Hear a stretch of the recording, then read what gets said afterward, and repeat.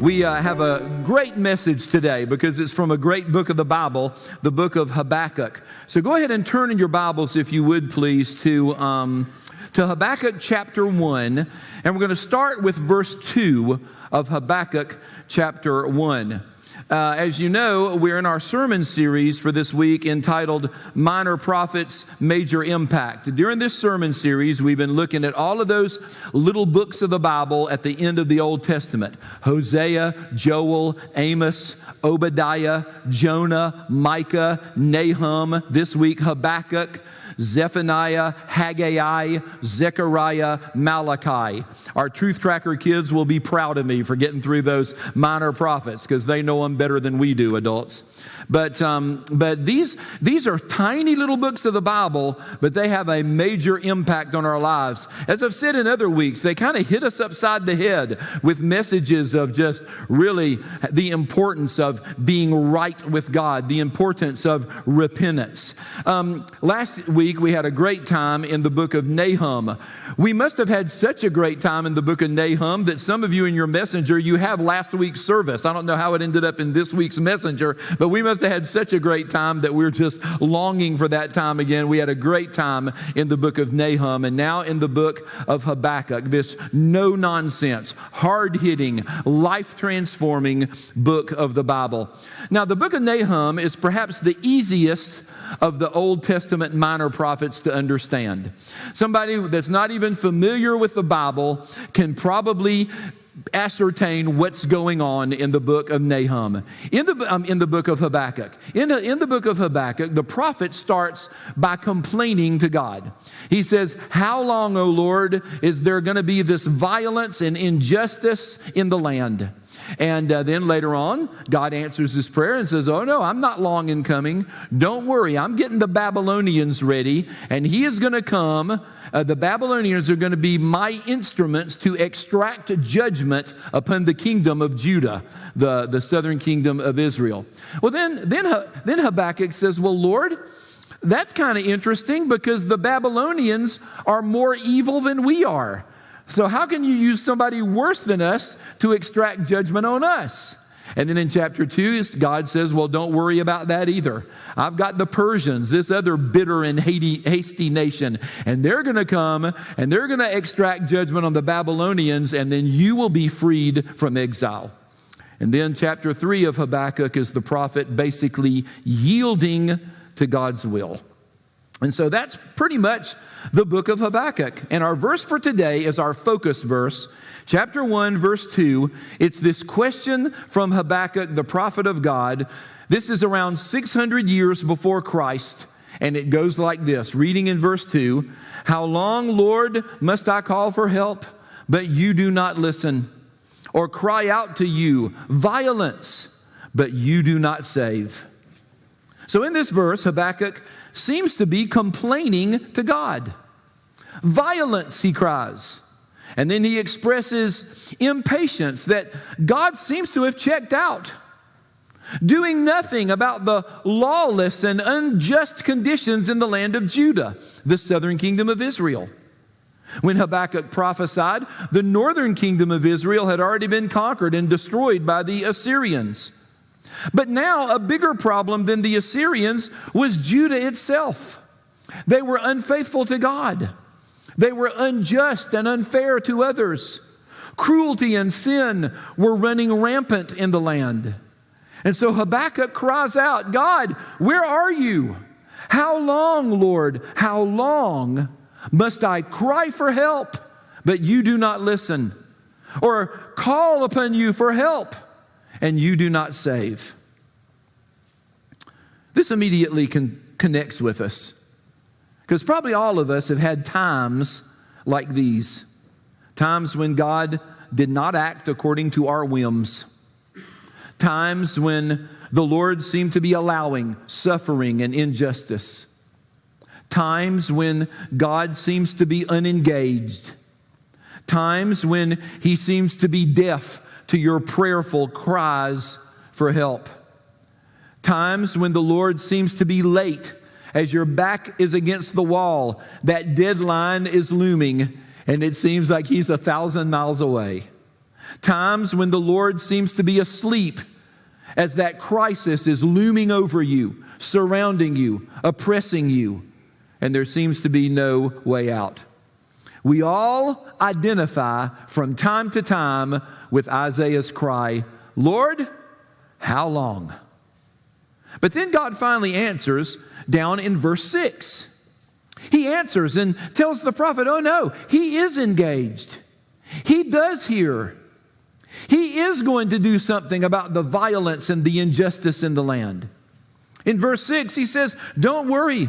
I'm raising up the ruthless nation of the Babylonians to be my instrument to judge the land of Judah. God is going to show up in a big way. And as I said earlier, this, of course, presents another problem. Namely, when God doesn't answer the way we think he should. He doesn't answer how we think he ought to answer. Looking at chapter 1, verses 12 and 13, as Habakkuk says, how can God use Babylon? They are even more evil than Judah. And then God says not to worry. In chapter 2, the Lord promises that the Babylonians themselves will be eventually conquered, and Judah will be restored from exile. And then the third and final chapter of Habakkuk is just simply a prayer by the prophet Habakkuk, yielding to God's will, yielding to the will of the Lord. This is basically a story of life. We've all had a Habakkuk chapter 1 moment where God seems distant, unhearing, and uncaring. In our minds, slow to act, to help us and to deliver us. We also always have had a chapter 2 experience in our lives when God finally does show up, but his answer or his solution is totally different from what we expected or wanted. Sometimes things even seem to get worse. But then as we stay with God, we learn that life is like a great novel that God is writing. And no matter how tragic or perplexing each individual chapter is, we've got to keep reading until the last page. And then we move to the last chapter of Habakkuk, chapter 3, where Habakkuk acknowledges, God, you're not finished yet. And he commits, I'm going to stay with God until the last chapter. I'm going to yield to God's will. I'm going to stick with God. I'm going to keep holding him by the hand until we are delivered and saved. I could have entitled this message, instead of entitling it How Long, I could have entitled it Serving God in the Meantime. Because we're in the meantime here on this earth, before we get to heaven, before the Lord comes back. And in the meantime, before we get to heaven and before the Lord comes back, between page 1 and the last page of that great novel that God is writing for your life, you've got to have a characteristic to survive and to thrive. And that characteristic is patience. Patience. And that's pretty much the theme of the message today. Now, patience is a concept that's closely related to two other terms. The concepts of maturity and the concept of discipline. Those three words, patience, maturity, and discipline, are all related to each other. Because they all have the connotation of this, the ability to wait. The ability to wait. Or the ability to postpone pleasure. Discipline says, I will not eat that second piece of pie. I've decided to wait. Maturity says, and young people listen to this, maturity says, I've decided to wait until marriage. Discipline and maturity are decisions where you decide, I'm going to wait. I'm going to postpone pleasure in obedience to God. Now, little babies, they don't have maturity. They don't know how to wait. Our first little baby, Taylor, when she was first a newborn, she was the most selfish little creature I've ever met in my life. She could not wait for anything. She was hungry, she'd cry. She'd get a wet diaper, she'd cry. She couldn't wait. It's like, hey, can you hold on a second there? No. Cry, cry, cry. And then we'd change her diaper. Not once did she ever say, thank you, Daddy. That was refreshing. Never. Just, it's all about her. See, she didn't have maturity. She didn't know how to wait. And because it's probably related to something that she didn't know yet. There was a whole perspective of life that she had not experienced yet. And she had no maturity, no discipline, no ability to wait. Now, but the words discipline and maturity really apply to times when you have the power to decide. You know, I'm going to have the discipline to wait before I eat that next piece of pie. But you've had the power to decide that. Or maturity. I'm going to have the maturity to wait until marriage. But you've had the power to decide that. But patience speaks of an attitude that you've got to have even when situations of life where you can't decide. Where you can't decide. Some people don't have to wait to have the discipline to not eat that second piece of pie because there's no pie at all. They have to just have patience. What's your attitude going to be when there's no pie at all? Some people, like me, don't have to wait till marriage because when I was in high school and most of college, on many Saturday nights, I didn't even have the chance of going on a date, much less deciding whether to wait till marriage. So I wasn't in discipline or maturity territory. I was in patience territory. Patience, to wait. And then look at Susan, what the Lord gave to me. Unbelievable. That me, a dateless loser, there were times in my childhood, my imaginary friend wouldn't even play with me, okay? I was so unpopular. I'm going, my imaginary friend, can we go out and play? They go, no, whatever, loser, no, I got something else to do. But this person, and then Susan, my lovely wife, Mary, it's like being in heaven. Patience, though, is that ability to wait even when circumstances happen that you can't control. It's a busy Saturday, and you're in line at the grocery store. Y'all have been here, haven't you?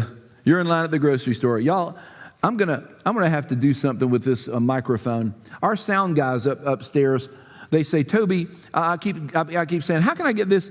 Y'all guys have to, you've got to keep this microphone, where it fits. And they say, Toby, no, it's you. Your face is like a Picasso painting. They say, we can't get it to fit. And so I'm sorry I keep fiddling with this, but anyway, I think I've got it now. But patience, even when you cannot control the situation. It's a busy Saturday, and you're in line at the grocery store.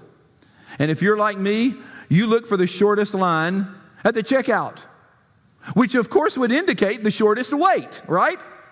The shortest line. Okay, so I'm at the grocery store, and I've got less than 10 items, but the checkout line at the 10-item line, it's longer. And so I see this one line, aisle 6, this one line, and it's the shortest line.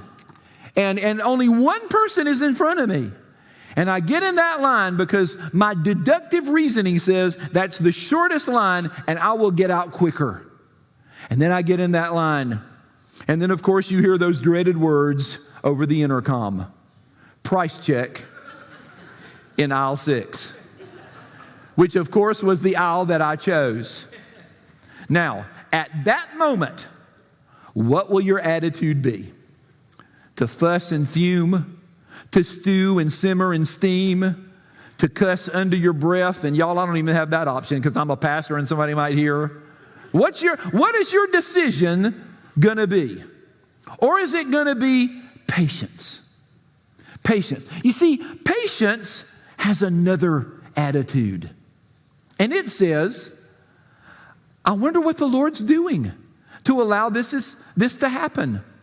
This is so strange that I would get in the shortest line and everybody else with all their groceries is going past me. God must be up to something. Maybe he's protecting me from a car accident that I would have had I left the store earlier. Maybe there's someone that he wants me to meet and encourage. Or maybe he just wants me to look around and catch up with the latest news on Prince Harry and Meghan Markle. Because, it's all around you at the grocery store. And who knows? I would have never known about that man abducted by aliens had I not been delayed at this grocery store line. You see, patience is an attitude, and patience is a decision. Patience seeks to make the best of every situation until it's resolved. Patience, listen, patience is an expression of faith. Faith that God is God, even in the interruptions and delays of life. And some of you have had really sad and unfulfilled lives. You've stewed and steamed your way through life. Every red light ruins your day. Every long line at the bank ruins your day. Waiting on hold to speak to somebody at the credit card company ruins your day. But y'all, I'm going to give you a pass on that one. Many of you have muttered and cussed and stewed and fretted your way through life, and you've just become a miserable person at the very times you could have experienced wonder. Had you just said, I wonder what God is doing. I wonder, Lord, turn this into something amazing for me. Folks, God is at work in the interruptions and delays of life. Before the foundation of the world, he knew you would have that interruption or delay. Now, what are you going to do about it? Mutter and fret? Or in patience, approach every day with a sense of adventure, intentionality, expectancy, and wonder. So I just want to give you an assignment for this week. Seriously. The next time you're stopped at a red light or in a traffic jam or in a long line, I'm going to give you this assignment. Just pray and try this. God, all right, I'm going to take a deep breath. God, thank you by faith for this opportunity to see you do something amazing in my life. Lord, what are you doing in my life? That may not come even today. It might come 10 years from now. Lord, I yield this situation to you and wait upon you. And then wait expectantly upon him. And sometimes those small annoyances of life, that long line, that traffic jam being put on hold, God turns it into a sense of expectancy. And oh, by the way, those little annoyances of life are just practice for the big things. Practice for the big things where you really have to have patience. Waiting for that job offer to come through. Waiting for that family member to come to faith in Christ. Waiting for a wrong to be righted. Waiting for God to show up in the middle of that physical illness. Waiting for a resolution to that emotional strife. Waiting for some way out of that financial challenge. Patience is an act of faith where you choose to express a sense of wonder and adventure and say, God, what are you doing? What are you up to? Patience is an attitude. As I said, patience is a form of faith in God. And even when your patience wears thin, do what the prophet Habakkuk did in our scripture for today. He didn't mutter and cuss and fret and fume. He took his complaint directly to God. Habakkuk still complained, but he just complained to the Lord. How long? Verse 2, how long, Lord, am I going to call for help? But you do not listen or cry to you about all this violence, and yet you do not save. So he took his complaint to the source, and lo and behold, God answered. Not in the way Habakkuk expected or hoped, but God answered. And it was up to the prophet Habakkuk to yield to God's will. He could have resisted, or he could have yielded. And what did Habakkuk do? He yielded to God's will. Even when God answered in a way that he did not expect. The Babylonians, that's your solution? They're worse than we are. God says, just keep being patient. Hold on. Hold on. I will come through. Yield to God's will, or continue to be miserable, faithless, base, and earthly minded. The choice is important, and the choice is yours. And God knows what that choice should be. And you know what that choice should be. Will you yield to God and stay with Him on the path of that adventure of life? Or will you let that interruption in your schedule, that interruption in your life, get you off of the path? And you become just only a sullen, small, lost version of the whole person that God longs for you to be. The choice is yours. How will you decide? Let us pray. While your heads are bowed and your eyes are closed, I'm just going to read you a prayer from the book of Habakkuk in chapter 3. I'm going to read some verses. This is what Habakkuk prayed. Can this be your prayer today? Habakkuk prayed in chapter 3, Lord, I have heard of your fame. I stand in awe of your deeds. Repeat them in our day. In our time, make them known. In wrath, remember mercy.